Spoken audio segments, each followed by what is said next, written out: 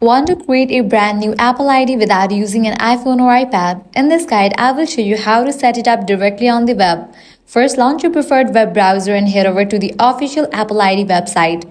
In the top right corner, click Create your Apple ID. Now fill out the form. Complete the registration form. Enter your first name and last name. Select your country or region. Add your date of birth. Type in the email address you want to use as your new Apple ID. Make sure it's an email you can access regularly.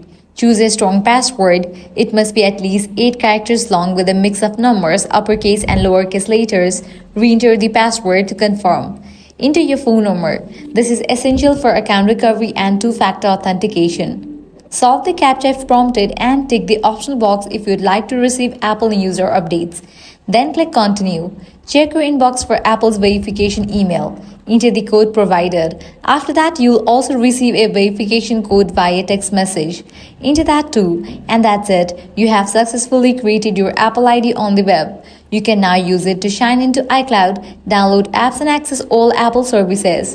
And that's it. If this guide helped you out, do not forget to like, share and subscribe. Thanks for watching.